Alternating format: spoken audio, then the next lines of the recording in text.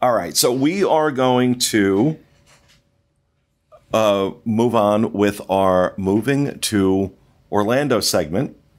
And Sean had a great idea for this, and it was, you know, we talk about living your Disney dream, right? Mm-hmm. Moving to Orlando, living your Disney dream.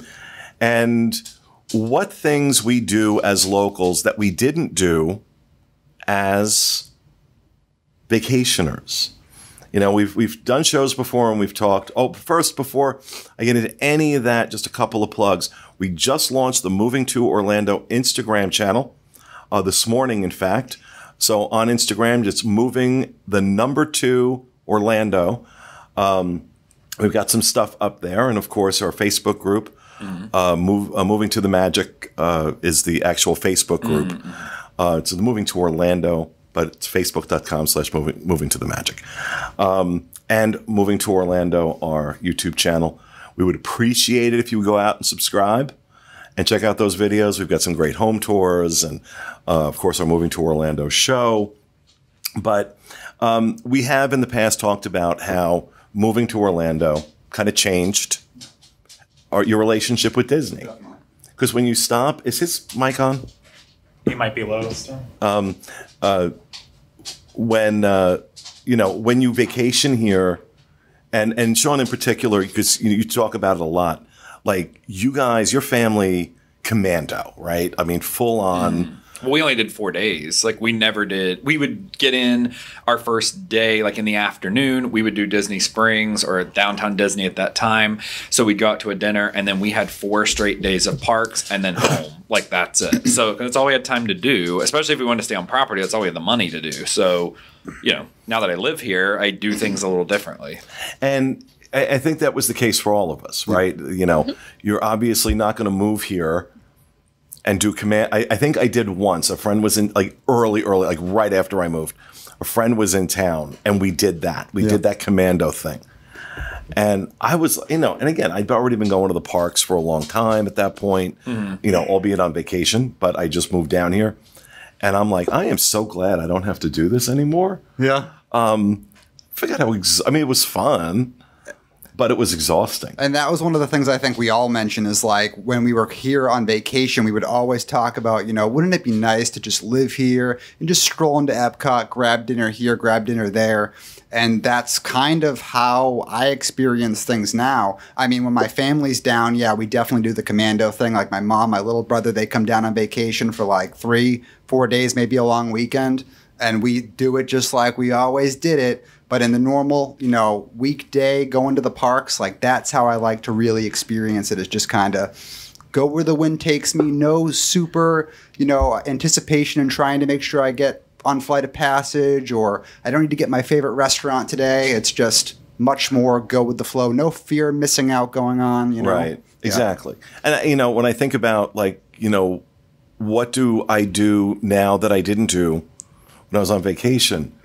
Like, wake up in the morning and go, what do I want to eat today? Yeah. Because on vacation, it was, you know, okay, honey, I know. You got to go lay down, though. Dolly's in here. And if you want to see her, hold on. Come on. Jump up. She's really excited with all the people. Jump up. Yeah, this is a big day because there's like people in the house. And can they see your little face? I'm trying to. There she is. And she has to be wherever I am. So she will stay like this. She is perfectly fine just staying like this. She's like, oh my God, I get to jump up. But you know, everything I did. All right, baby, get down. I can't focus and have you up there. Everything I did was planned to within an inch of its life. Yep. You know, every restaurant 6 months out, you know, I would have a spreadsheet of like what attraction, how long it was going to take, how long to walk to the next one. I mean, it was insane. I didn't go that far. Okay, no, I was insane, and that's why when I created the Diz, you know, it's 1997, and you didn't have this type of community out there, and I started putting this stuff up on a website, only to find out, no, I was not the only one who was that nuts. Yeah. And, but, we talk about, the tagline we have for moving to Orlando is experts at helping you move to Orlando to live your Disney dream. And somebody gave me feedback and said, well, somebody who's not part of this said, well, don't you have to explain to people how you're going to help them live their Disney dream? I said, no, not to these people. Yeah. Not to these people. I don't. They know exactly what I mean. Yeah. And, the dream was, oh, you know what? Oh, look, there's an opening at Le Cellier tonight. Let's go ahead. Let's go there and have dinner. Exactly. That's the dream. Yeah. Exactly. Oh, look, I can get a fast pass for Mine Train. That's the dream. Yeah, once you move here, the pressure's off, right? Just a little bit, because when you're traveling from out of town, it is a finite amount of days that you have in your happy place. And everybody, if you're touring with other people around the parks, everybody's got a must do or 2 or 15, and you're trying to get it all done. But when you move here, that pressure is off. You get to kind of get up and go with the flow, like you're saying, or like for us, we've been able to make a list of restaurants we've not been to yet, because there's so many amazing restaurants at Walt Disney World, and you can't, on our 7-day trips, we could not get to them all. And when you come on a 7-day trip, you have your favorites, and you want to get back to your favorites, and you might try 1 or 2 new places, but to actually live here and go, okay, let's try Trattoria Al Forno. Let's give that a whirl this weekend, and then you discover how amazing it is. Like you don't have that finite amount of days anymore, and it just kind of gives you a little bit more freedom. Right. And the other thing too that I'm just thinking of, those first few trips that I took down here, it's like I may never come back here again. So I got to make sure I do this. I got to make those things I love. I got to make sure I do them again, because every second counts. Every second counts. Now, little did I know that this was going to be my life. But but Sean, let me throw it to you. What are things you do as a local that were inconceivable for you to do when that you didn't do when you were coming here on vacation? Yeah, and definitely the ultimate goal with this is the plan is on the Moving to Orlando channel. I don't know if it'll be here, or we'll have to figure that out. But we plan on going to do some of these very micro-targeted events like this that people, don't get to experience, and kind of showcasing that. So a lot of these things that are mentioned, we probably we'll be going to go do vlogs on them. And it's a series we're going to call Live Your Disney Dream. Yeah. And we're doing these different things. So yeah. So I mean, it's funny because most of them are things I didn't even know existed when I would come down. I didn't know there were all these things to do at Disney that weren't just on the surface level. I thought I knew a lot because I knew like what Club 33 was, or I knew what this was, but really there's like all these things. I mean, and I still learn all these new things now. I think it was probably 6-7 months ago that I ate at the Mara the first time, because I didn't even know where that was or what it was.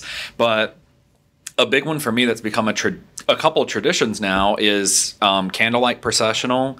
I did not know Candlelight Processional existed. It's not a thing we would have been able to take time out to do. That would have meant taking an entire day of our Epcot, like what our one day was, to take out an hour and a half for the show. We'd have to line up beforehand. We would have to eat somewhere in order to get our sticker to do it. And also, you don't get a choice in who your speaker is going to be when you do Candlelight Processional around the holiday season. But when you live here, you can do that. If it pops up and it's like, oh, that's a person I really want to see perform at Candlelight Processional, you might be able to get a last minute reservation somewhere, Nine Dragons or Rose and Crown or something that will allow you to get in to see your favorite celebrity or semi-celebrity give a speech, do the Christmas story. And I always have a great time doing it. It's always cool. It's become a tradition for me, and that's something really important to me. And so as we were talking about it, I was like, other people on the team have this same experience. So I wanted to see what other things other people do, and we're going to go do some of them. Yeah, definitely. And I mean, for me, it was when I was coming here on vacation, it was always Flower and Garden Festival. And then pretty much whenever the biggest things were happening. So like Toy Story Land was opening. So there was that. But we missed out on, like, I had never done Festival of the Holidays before I moved here because same thing. That was never when our vacations lined up. So it was never a festival that I got to experience. But now living here, I get to experience all the major events. Every opening day at every Epcot festival, every major attraction opening, I get to do all of it. And then also Denny mentioned that when you're here on your vacation, you're like, you have your must-dos that you have to do every time. And that was probably like one of the biggest differences for me was when I came here on my trips, I had to have the same restaurants every single time. I never branched out, never tried new things because on my Epcot day, I'm eating either Tepanito or Vienna Napoli every single time. And I go to Magic Kingdom, I'm going to Jungle Skipper Canteen every single time. And it never changed. But now since being a local, again, no fear of missing out. I don't need to get my favorite restaurant every week or whatever. I can branch out, try new things, and really experience all the different restaurants on property. Rhino, what about you? Yeah, it was a big deal for us to come here as kids. We always drove down. My mom's single mom of 4, and so it was like the 4 kids crammed in the back, grandma in the front with my mom, and 2 days to get here, which was definitely a nightmare. But so my mom was very much like what she had grown up learning from going to Disney, and it was all she could do to get us here. So it wasn't that we weren't unplanned, but we also didn't have multiple days, and we had never stayed on property. So when we were coming here, it was always just 2 days at Disney. You got one day that was going to be definitely at the Magic Kingdom, and then the other day was either Epcot or we were going to Universal Studios. And my mom had always believed that the food at Disney was terrible, and I grew up because for a very long time it was. Let's remember that back in the 90s, it wasn't what it is now. No, and it was still expensive too. So my mom very much was like huge overstuffed backpack, sandwiches and all that stuff. We were the family that sat on the curb. We would have been that hot dog family at Disney Springs, to be honest with you. I don't put it past her. So it was very much like any pocket this woman had a snack in it somewhere. So it was a lot of really hot pocket food for our much of our time here. So really a big experience with Disney that changed for me was that, like, I've said it on the show a million times because you know this about whenever I go to Disneyland, I'm like, what am I eating at Disneyland? What am I doing? What am I drinking? And that really is very true of Walt Disney World. Like, I didn't know that sit-down restaurants were even like this whole other experience that you could have at Disney, let alone the fact that you have all these like hotels that also have these incredible dining experiences. And then, come to find out it goes even up another level to something like a dinner show, like Hoop-de-Doo Review. And so that really like kind of blew my world open here. And that actually really started happening with the Diz, because before that I was just a cast member and I can't afford that stuff. It's still pretty... It still can be indulgent, but I think Disney has come such a long way with a lot of like quick service options that can be a lot more affordable. And so like now I like to do that with my mom when she comes here. I say to her, there's no pressure for rides. Let's just enjoy ourselves and see where the day takes us. So it's like night and day versus what it was like when I was a kid. Denny, how about you? So I told the story on one of the shows last year very briefly, but it really kind of culminates in one moment shared at the dinner table, like 3 months, not even that, like 2 months after moving here. We were sitting there, the kids had finished, we were wrapping up dinner for the evening, and my husband looked at me and said, "Want to go get ice cream?" And I said, "Absolutely." And we pushed back from the table, and our kids were older, so we, said, "Hey, we'll see you in a bit." And we scooted on out, zipped into Epcot, went around to the France Pavilion, and got ice cream. So when it completely transformed everything, like all facets, just about of life, just the daily where as a family, we would go out when we lived in Maryland, we'd go out to the movies or go out for ice cream at Cold Stone, which is fantastic. My kid worked at Cold Stone, so I'm not knocking them at all. But when your ice cream, cone can come from Artisans de Glace in France Pavilion, that's pretty great. And just getting to do fun things like that with the family, with friends. Like Rhino, when you said it was night and day, you never would have dreamed on one of your travel days on getting down here when you had to travel from up north. You never would have looked at your mom and said, let's just chill out today and take it as it comes. She would have slapped me. Do you know how much it cost to get here and what I've she had probably to would have do? said, fine, you relax in the trunk for a while and we'll go into the park. Right, exactly. So, and we've also gotten to do things like we've done the Backstage Magic Tour, which is a day. And I know that once you've been coming here for a long time, you might feel the freedom to give up an entire day of your Walt Disney World vacation for one of those amazing backstage tours. But we never felt so inclined when we were traveling down because we wanted all of that time to be spent inside of the parks. So to get to do something like Backstage Magic and see how some of the magic is made, it was just so much fun, and just not something we would have done before. Craig, what about you? How did it change for you? Like, what is something or things you've done living here that you never would have considered doing on vacation? Honestly, it's tough for me to answer this because I feel like my parents did a great job at giving us well-rounded trips. We would always. Heard that, Danny, are so terrible. I know, exactly. Noted. No. It's so I'm also in a different situation. So when we would come down in the 90s and early 2000s, it was, the parks were completely different back then. We would do the 7 days and we would do, I think, 5 days in the parks and then 1 day to do the pool and hang out and do like the boats or go to downtown Disney or mini golf in there and sometimes mini golf on the travel days. But like we did, we made sure that we didn't just cram everything into the parks. And it was also easy to get the parks done back then when Fast Pass was a lot, when you would get in the parks and you send one person off with all the tickets to run back and get the Fast Passes. And then at Magic Kingdom back in the day of e-ride nights, where it was $15 per person and all the e-ticket attractions were open until 3 a.m. And we would do all of that stuff. So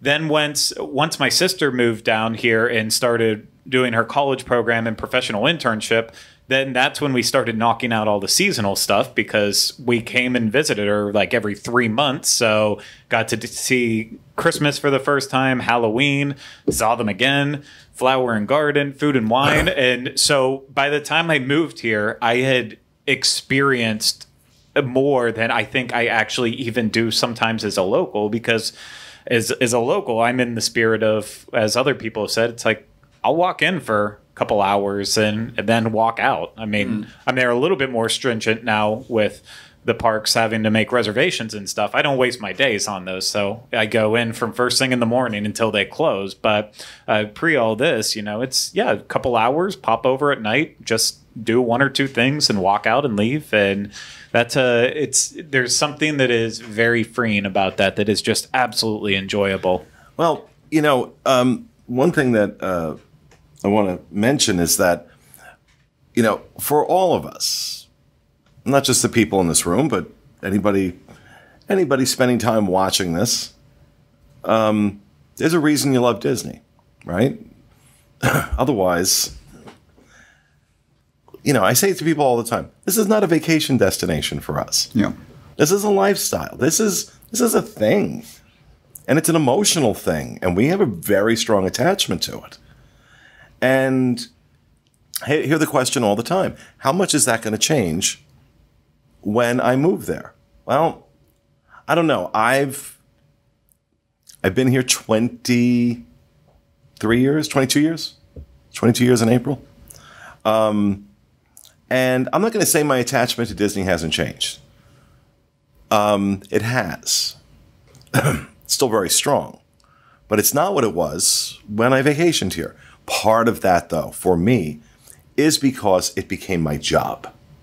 And that did have an impact on it for me. I don't think that's the case with everybody in the room right now. But for me, it did. But do you feel like you took because sometimes I will say to myself, it's right now we're not operating with parades and fireworks, but a big thing I was thinking about. Denny was talking, she said she scooted over for ice cream. One of the first things that I did the first couple of months after I was a cast member is a friend said, my friend was working, and then his friend was in my house, and he was like, "Oh, do you want to go watch Fantasmic?" And I was like, "You mean just like go to the park for like 30 minutes?" And I was like, "But it starts in 15 minutes." And we went over, and I was walking the dogs the other night thinking to myself, it's crazy that we live in a place where normally, under normal circumstances, there's kind of anywhere you could go and watch like a nighttime fireworks spectacular. But where I lived in Massachusetts, that was a once a year big deal. And I feel like sometimes I took that for granted maybe here. Yeah. Oh, absolutely. Yeah. No, absolutely. Go ahead, Sean. No, you're good. I was going to say, I absolutely agree with that. And I think it's also become a thing where, friends and family that I have that are still huge Disney fans that come to visit me, I've just done so many things, even outside in the parks that are unique and also outside the parks that I've really learned how to efficiently guide my friends around the parks where we can hit major things I know they want to do, but also add in all these cool things. And it's not because we would do open to close, and we would do a lot of rides that really we could take or leave. We just were like, well, we have the whole day, so I want to make sure I'm ticking things off, ticking boxes here where like, oh, we need to ride X ride because it's, even though really no one's that into it. And now I know how to fill those spots with, hey, let's leave Magic Kingdom and go over to the Polynesian and do Ohana. Like, it's worth it. And then they're like, hey, you know what? Like, that was we had a great experience, and this was a lot more relaxed. And so I think because I've kind of learned that, I can now help pace other people that are coming to have a more relaxed vacation, but also get to hit like major items. And that's something that changes when you move here. Well, another thing, you mentioned that probably the biggest thing that I did after living here that I never did when I was on vacation was anything outside of Disney. Yeah. Anything that was off site. Mm-hmm. Yeah. Because, Universal and SeaWorld. Mm-hmm. Okay. I would do that. But even that was like, okay, I'll make a day out of this 10-day trip to go do that. But the rest of it, I want to be on site. Yeah. So it was finding a lot of the stuff around that area, not necessarily like going into downtown Orlando, but that was, and that was a huge discovery that, oh wait, there's a world outside of Disney in this town. Yep. And, but there were things like fireworks cruises. I'd never done on vacation. We did table service. And while I had done candlelight processional on vacation, what changed after moving here was it became a tradition that, we were going to go for my mom's birthday and have dinner and go see, and again, see, in that regard, mom's birthday is always on the same day. So whoever the speaker is, whoever the narrator is, that's who we get. But your point was well taken that, you know what? I don't like that narrator. I think I want to do it on this day. Oh, look, it's Whoopi Goldberg. Let's go do that. A huge change. That's a huge change. Another huge thing that when somebody else was talking, it made me think of what I did when I think it was Rhino, made me think of what I did when I first moved here, was me and my wife Haley went to eat at Via Napoli and just went ahead and said, you know what, can we get like a pizza to go? To just bring a full pizza home and then eat that, over the course of the next 2 days or whatever. But I do stuff like that all the time, like not even thinking, because it's like I live here. Like I go to the French bakery and just get a bunch of chocolate chip cookies and I bring those home and I eat them over a period of a few days. And it's one thing to, you know, go out to eat while you're on vacation and have some leftovers you bring back to the room. But I find myself frequently just like bringing stuff home for later because I know I can.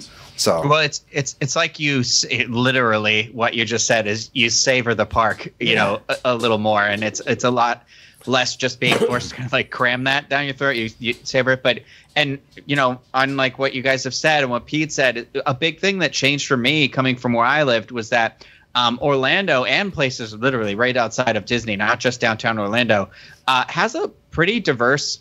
Like, you know, it's not California, it's not New York City, but it's got a pretty diverse like food options to eat at, which I found really interesting. And I didn't even realize this was kind of starting to happen until I went back home and I was like, we do not have a lot of. Everyone here is a very plain eater. And when you come to Orlando, there's a lot of experiences like that can happen out of the parks, but also, you know, within the parks too. You experience those things that you normally wouldn't have tried. You know? Well, just the level, because we get asked this question all the time, what's diversity like in Orlando? It's a very diverse community. Yeah. Oh, yeah. In Central Florida. I mean, it's wonderful. You got so many different cultures blending here. You know? And so, yeah, that's a good point. You know, you took me to a Venezuelan restaurant. Yeah. This little hole-in-the-wall place over by Universal, right? Mm-hmm. And the little hole-in-the-wall place that you'd be like, oh, okay. They're actually a chain here. Really? It's a local chain, yeah. Yeah, it was incredible. It was so good. The food was so good. What's it called? I want to know if I went there. Arepas El Cacao. Okay, I think I've been there once. That's why I'm saying. It's all fried cheese. Like, that's all they eat is variations of fried cheeses. So if you like fried, Sean, what? It's the best. What's wrong with that? I know nothing's wrong with it. I go and I order everything. It's so good. It's I'm fantastic. breathing a little slower for a few days later, but it's fine. Yeah. So we do want to go out and film. You know, do a couple of vlogs at some of these types of things. So what if everyone could name or think of one specific thing, like Pete hit on what I was going to say for mine earlier, which was the fireworks crews. We did have a day where, you know, he rented out the Grand One yacht, and even if you can't do that, you can rent out a pontoon, or there's, you know, the Pirates group one as well, and it is so cool. I mean, it was like 3 hours, and it just went for the Grand One, and it just went everywhere, you know, through seeing the backside of Wilderness Lodge all the way over to like Grand Floridian, and then getting to see the water pageant parade, as well as getting to see the fireworks, having this amazing view. So I would definitely recommend doing that. Well, there was one other thing I thought too that I forgot to mention that I do now that I didn't do when I was on vacation, and that is the details. You know, Disney's in the details, right? And when I'm not going to speak for anybody else. When I was doing vacation here, like I said, there were spreadsheets involved. Yeah. I was not taking time to look at the details. I was just about go from here to here, have this experience, and so that is definitely something that's different. Pete, I was going to say the same thing, Pete. It's you know, when Fiasco mentioned the festivals, every single year I'll go for Food and Wine Festival because Remy from Ratatouille is my favorite character. So I'll go and purchase the scavenger hunt map, and I'll go to every single Epcot pavilion looking for that little Remy statue so that I can put the coordinating ingredient sticker on the right spot. And it takes a while. In fact, it usually takes several evenings because to get them all. But there's no way I would have ever taken the time to do all of that if I was here on vacation. It just releases you to be able to notice the details, to slow down and to look around a little bit more adeptly. I was going to say a big along that kind of line, too, is that since we had never stayed on property, I thought the resorts were just like hotels. And so when I first went to Fort Wilderness, you know, that blew my mind beyond just the hoop-de-doo I love. And that's something that I feel like, you know, can be its whole own experience. But there's so much to do at Fort Wilderness. Like my favorite thing on Disney property might actually be the outdoor movie theater that they have there with the bleachers and how they have the 2 fire pits. And when we go, we'll literally bring a backpack full of like hot dogs and s'more stuff. And I am like out there ready to go with like drinks and everything. And I love it. Al, to Sean's point, what is one specific thing that you think we should Go do and vlog it? So, like you mentioned, Sean, there's so much to do outside of just the parks. Like on iDrive, there's tons of tourist attraction areas. Some I've experienced, some I haven't. But one caught my eye the other day. It's the Titanic Exhibit, where like you can go in and see a lot of like the treasures from the Titanic. You can feel how cold the water was and stuff like that. And I've had it in my mind. I want to go there. So that's something I would definitely want to go do soon. Add iDrive to the list of things I never did on vacation. Oh, yeah. There's a lot to do there. Yeah. All right. So Titanic. Yep. Denny, what do you think? I would pick any one of the backstage tours and do that. Just especially one that is more lengthy, like Backstage Magic. It was fascinating to get to tour something like the laundry facility. You would think like, what? We're going to see. No, it was like fascinating to see how they process the volume of laundry that they have with all their resorts and theme parks and everything. Amazing. So something like that, that's going to take an entire day of your vacation if you were doing it on vacation. It just takes a different spin when you actually live here. And hey, it's Wednesday. It's time to go do our backstage. Let's head on over. Like, it's so not stressy. Rhino? I was thinking, if you're talking about outside the park, maybe some like popular. Doesn't have to be outside the park. Oh, okay. I was like, because I would say like the food options around here, because that's always important where I'm going to live. What's a popular, like, what do the locals in that area eat? So in the park, oh my gosh, I don't even know, because I think the fireworks cruise one is a really good idea. I know that at some of the resorts they do like some special things, right? Like Kathy Whirling has always spoken about how they do the flag retreat at Wilderness Lodge. I'd be interested in maybe seeing like you guys do maybe the dinner shows again. Like I feel like we talk about it, but everyone always badmouths that Ohana show, but I really don't know. Like, so something like that. I don't know. I feel like a dinner show is something we never would have considered when we were younger. Cause like I said, it takes too much time out of the day for us. Mm-hmm. No way. Craig, what do you think? What should we go film? I'm always a fan of resort hopping, and I feel like that's one thing that people will sometimes hop the Magic Kingdom resorts because of the monorail being there, but a lot of the other ones they don't necessarily go to. So unless they happen to be staying, like if you're staying at the Boardwalk Yacht Club Beach Club Loop, chances are you do. But you know, if you're staying over in the Magic Kingdom area, I feel like maybe you go for your reservation and go and sit down and eat at the restaurant, but then just go right back. So I feel like resort hopping is one of those things that, not especially like at Christmas time when all the decorations are up in the hotels, that's the best time of the year to resort hop. Oh, it is. It's incredible. People never get to see it all. I think we said mine was Grand One. Yeah. I'm making that mine. Okay. Yeah. No, that is a great one. And there's also these other little excursions. Like 2 years ago, like my brother took my dad on a fishing excursion that I didn't even know existed. Like I did that once. Did you? Mm-hmm. Did you like it? No. But Walter. When you said it, I was like, huh. Like it was like. Well, and it was Walter and a few other people, and they had a great time. Yeah, they had great. I just sat there and watched. Okay. That also makes me think, like when we took the boats out on Bay Lake.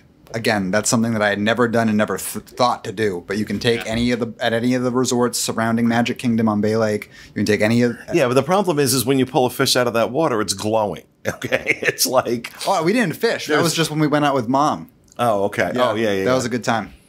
And obviously, there's also golfing, and they even have foot golf, which I didn't realize was a thing until I moved here. Yeah, there's foot golf. There's foot golf. It's essentially like soccer, but on a golf course. And there's even a foot golf league that you can join if you are local here. So you pay a little bit of money at the beginning, you know, kind of like having a softball league wherever. But Disney has a foot golf league, and I've never played there, but I've never played at all, but still there is a league that you can join. I was looking into like sports leagues in the area, and that's one of them that came up was the local Disney World Foot Golf League. And I mean, some of the others, I mean, the water parks, we never would have done Blizzard Beach or Typhoon Lagoon. It just, that would have been unheard of, and I'm completely out of the question to go do something like that. And even the mini golfing, the Fantasia.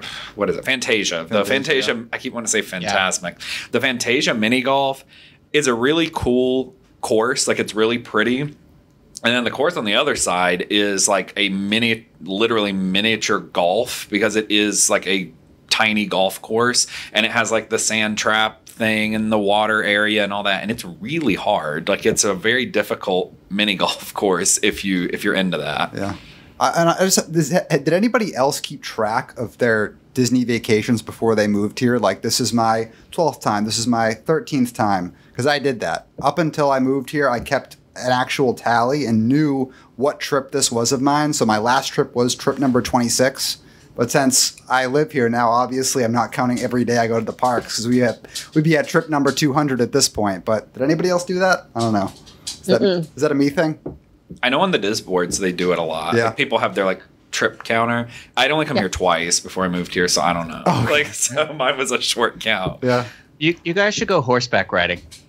I like horseback. That would be I did that once in awesome. Belize, and You didn't like it? it's Pete very puts on uncomfortable. A nice white flowy shirt, and we see him very, very riding up uncomfortable. on a stallion. I'd like to see it. I haven't done it here. I have done it out for the Hollywood sign. Like, if you're ever out in Hollywood, they have horseback riding where you start at the bottom and you go all the way up to the top. But it's really cool. So I would do that. That's The neat. new That may be Tricycle future fall. D Ranch at Fort Wilderness is gorgeous. So I think you'd enjoy it. We'd love a vlog of that. Oh yeah, well, I'm looking at Pete. It's not the most enthused. yeah. I mean, Somebody will do it. So Pete, we'll get the content. just volunteer to hold the camera for that one. You don't have to get on the horse. There you Yeah. go. I'm going to hand him a GoPro. Yeah, really. Here, film yourself. So well, you talked about filming the water park. There's nothing that'll make you feel like a bigger pervert than trying to film a water park. I'll tell you that right now. oh yeah, that's why we send you to do it. Yeah. Yeah, me and I would take Steve, and I'd be like, "This is my son. I'm filming my son everywhere." I will say too, to your point earlier about Universal, SeaWorld, that kind of stuff. We never did Universal on vacation. That's not a thing. They didn't interest us. We were Disney people. Having moved here, that was the first time I'd done Universal, and it's amazing. Like, I had never been there at all. I had no interest, and I think Universal does a lot of things that I like better than Disney does some things. So I enjoy both, and I think Volcano Bay personally is like right up there with Epcot for me for my favorite park in Central Florida, because I love Volcano Bay. I would go all the time. So Yeah, another thing that's not on my big list. I know you're not big on water parks. Not big on water parks. Aquatica is actually pretty fun too, but it's not the prettiest looking place, but the slides are good. No. All right, that's going to do it, folks. Thank you, everybody, for some great discussion and some great ideas. And if you're interested in moving to the Orlando area, you can visit our website, movingtoorlando.com, or give this gentleman a shout out via email, Sean, SEAN, at movingtoorlando.com. And that will do it for this episode. We hope you enjoyed it, and we'll see you again next time.